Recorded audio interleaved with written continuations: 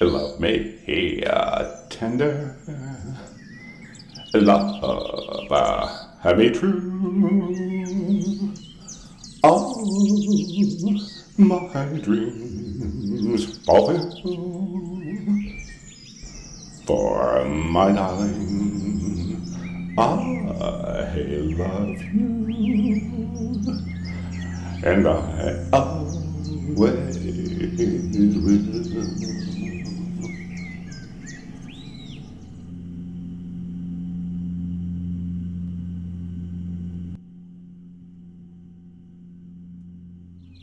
Love me tender, love me dear,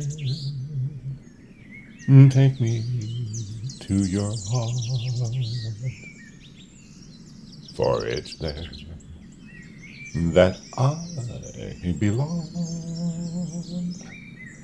and will never part.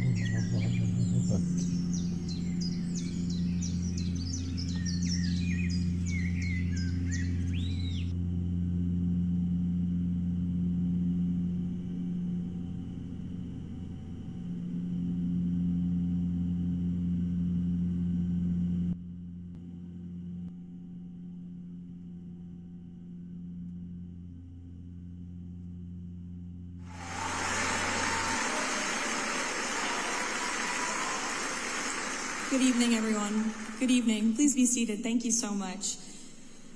It's such an honor to be here behind a podium. I'm very comfortable behind podiums. And it's really comforting to be around so many good, faithful, God-fearing people at a time when I know we are all still mourning, we're confused, we are angry over the assassination of a legendary American and a friend to so many in this room and so many across the country, Charlie Kirk. The presence of God, and he is a good God, as Erica Kirk so beautifully and powerfully stated. He is a good God. He is clearly present in this room tonight. You can feel the Spirit moving and working in this room as we remember Charlie's life and his legacy. I have the honor of going to work every day at the White House as the press secretary for the 47th President of the United States, President Donald Trump.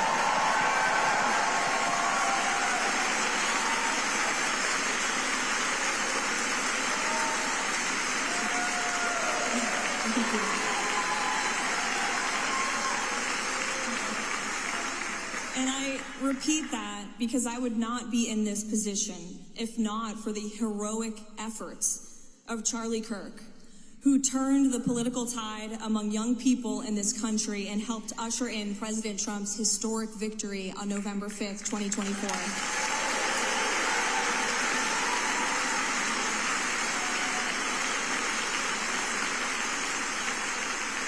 And I know that point has been said over and over by so many over the last few days, but it's because that point is absolutely true. President Trump's win in November was fueled in no small part by the tireless work of Charlie, the Turning Point organization that he built from scratch out of a garage, the true essence of the American dream, and the MAGA movement that he helped so many young people join. The important work that's being done every day right down the street from here at 1600 Pennsylvania Avenue that I witness to restore American greatness, it's happening in large part due to the blood, the sweat, and the tears that Charlie poured into this movement, not just during the 2024 cycle, but all the way back to the founding of Turning Point 13 years ago. Charlie fundamentally believed in the potential and the promise of so many in this room, young, patriotic Americans. And he inspired millions of us across the country to get off the couch and to enter the political arena to fight for our nation's conservative values. And I, too, was one of those young people. When I launched my campaign for Congress at just 23 years old during the 2022 midterm elections, most people in this town, pretty much all of the people in this town of Washington, did not take me seriously. Charlie Kirk, however, did. Charlie and his political PAC, Turning Point Action, immediately embraced me with open arms and endorsed my campaign. Charlie, personally, and his team would check in with me throughout the campaign. They asked how they could help. Love me tender, love, me true. All my dreams fulfill for my darling. I love you, and I always will.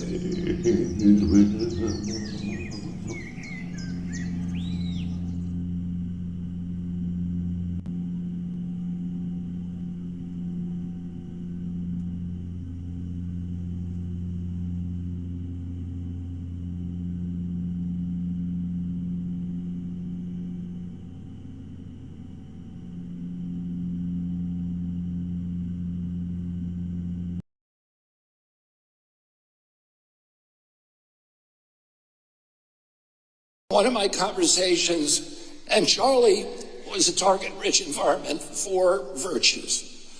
We can all think of something extraordinary he did: his love of family, his love of God, his love of freedom of speech, his reverence for this country, his belief that we are an exemplary nation. We are unique in history. We're the only nation with this kind of constitution. In Europe, they don't have free speech anymore. We have it here, and we are the beacon for humanity for the rest of the world. And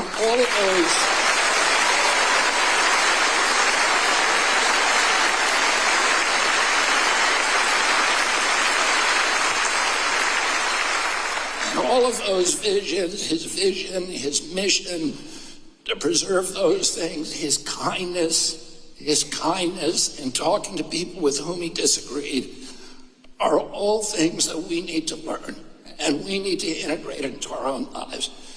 And as Tulsi said, we need to reach out with love to the people on the other side who are asleep and who are too frightened and too panicked and too controlled to understand what they are losing. And we need to protect those things until they wake up.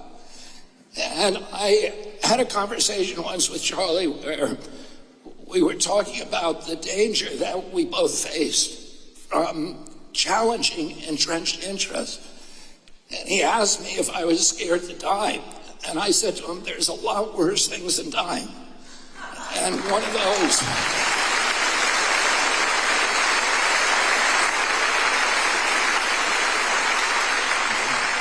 and chief among those, is losing our constitutional rights and having our children raised in slavery. And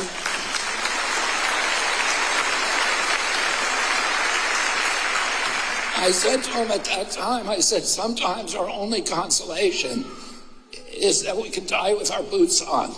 We can die fighting for these things. And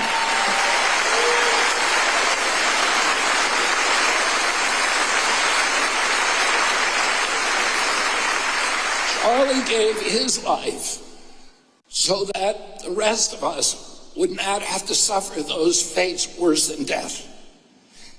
Now it's our job, he's no longer there to lead us, to rush in and fill the breach and win this battle for our country, for God, and for our families. Thank you all for that.